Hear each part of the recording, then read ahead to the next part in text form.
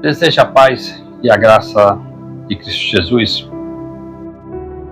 Canal de Evangelismo. Hoje vamos mais uma vez compartilhar o Evangelho. Cada um de nós, ao ser chamado para servir Jesus Cristo, temos a missão de cumprir a grande comissão que recua através dos séculos, desafiando cada um de nós, cada cristão, a compartilhar o Evangelho em todas as nações, em todos os lugares. Não tem como ser um cristão e não fazer o ID, como está escrito aqui em Mateus capítulo 28, 19 ao 20. A Bíblia é uma bússola que nos direciona para o caminho correto. Há quanto tempo andamos perdidos em nossos próprios desejos? Há quanto tempo deixamos de ouvir a verdade para vivermos as nossas verdades?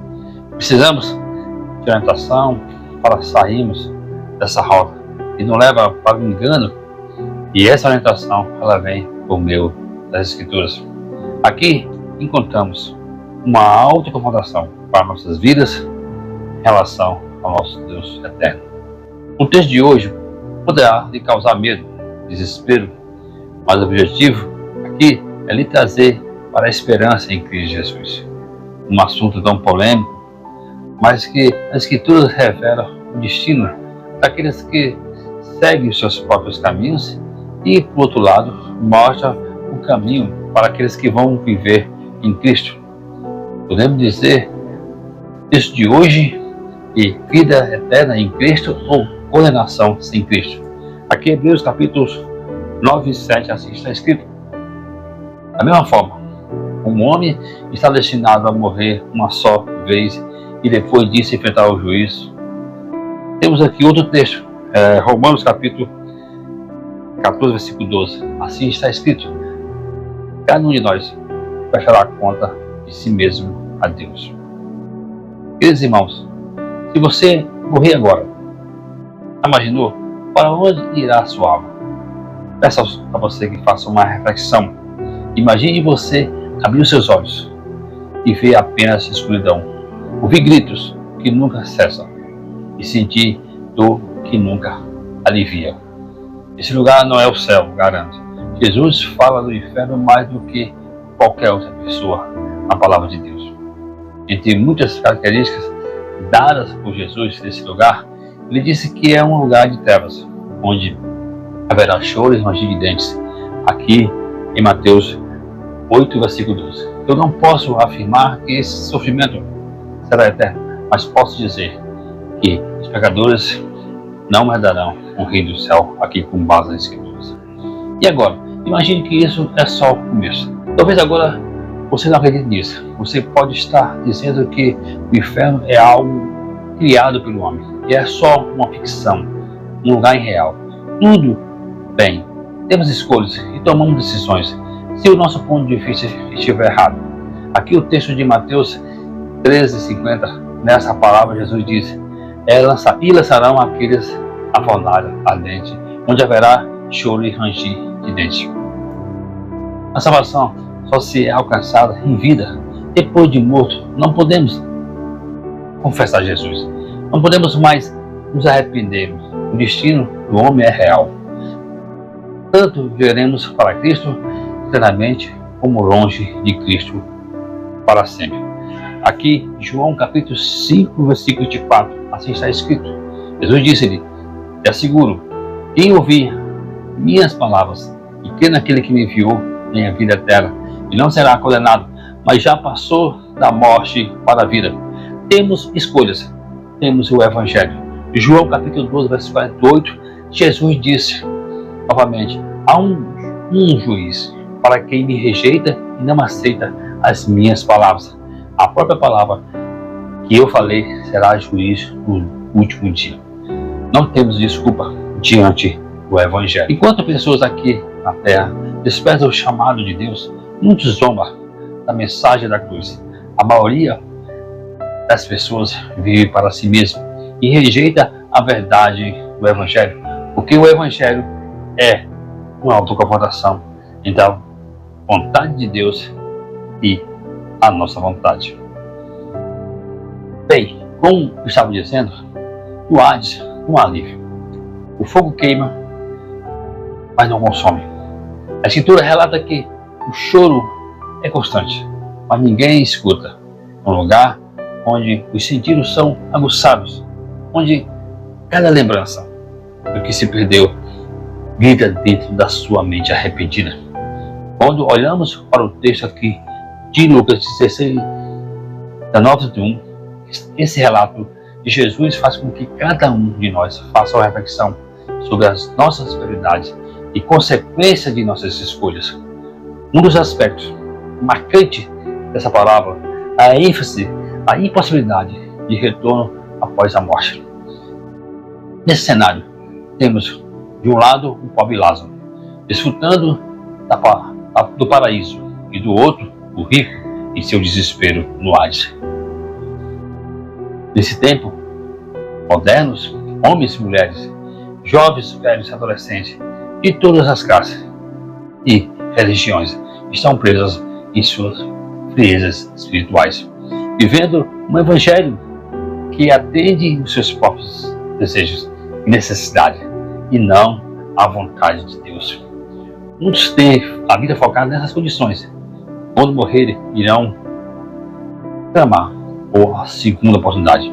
Como vimos em Lucas 16, 19, não há mais tempo de arrependimento e de alcançar a misericórdia de Deus.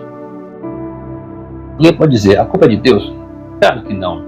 O homem deixou levar-se por sua ganância, orgulho, zombaria da palavra de Deus, tanto fora como infelizmente dentro das igrejas.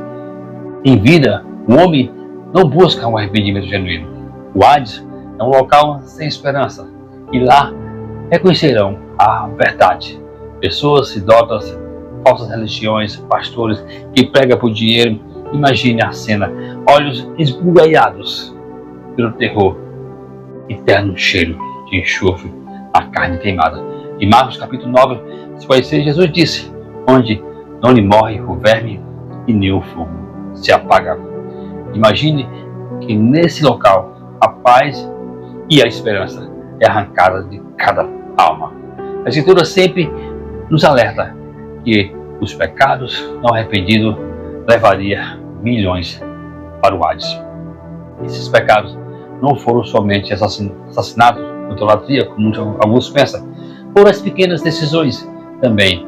A mentira como uma verdade, a pornografia, o adultério disfarçado de liberdade, o orgulho de que se recusa a curvar-se diante de Deus em arrependimento, a frieza com as coisas de Deus, a negligência quanto ao plano de salvação de nossas almas.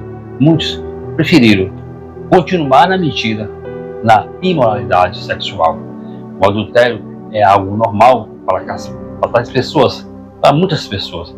Invejas, feitiçaria, ocultismo, embriaguez, ganância, avareza, fofoca, ódio, rancor, rebeldia a Deus, luxúria, cobrança de juros e exploração injustas, abortos, infanticídios, hipocrisias religiosas, relações homem com homem, mulher com mulher, relações contrárias à natureza criada por Deus.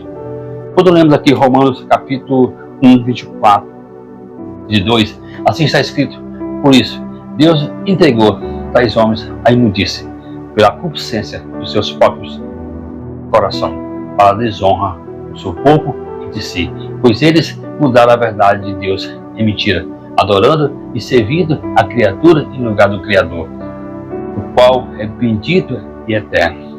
Bem, por causa disso, o Senhor entregou as suas paixões e frutos. Chegamos a um ponto em que a sociedade falhou em fornecer uma educação e um exemplo moral boa e suficiente para dar aos seus filhos que estão ao redor uma chance de serem cidadãos justos, cidadãos do reino do céu. Não é suficiente abster-se de tais coisas. Ainda esses mesmos homens, eles aprovam o que fazem, negando o ensinamento das Escrituras e levando seus filhos a ruínas espirituais. A única esperança de nossa sociedade hoje é que tenhamos homens justos em todo lugar e que esse pequeno grupo tenha a posição de falarem contra todas as formas de imoralidade, injustiça e pecado. A forma como o homem tem sido doado ao pecado, a Bíblia tem chamado de abominação. Negamos Jesus, rejeitamos o único caminho, Salvador, zombamos da palavra de Deus e vivemos uma incredulidade sem fim. Esses pecados têm fechado a porta do céu.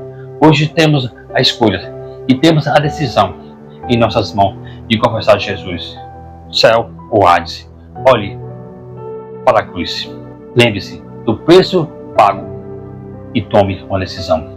Viva com pressa para fazer a vontade de Deus, em se apegar à velha vida. Desejando viver a liberdade eterna, você precisa crer e se arrepender, passando a viver para glorificar Jesus.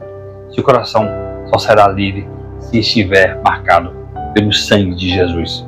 Enquanto o pecado não for amargo, o nosso coração irá comandar nossas vidas e nos afastará mais e mais de Deus.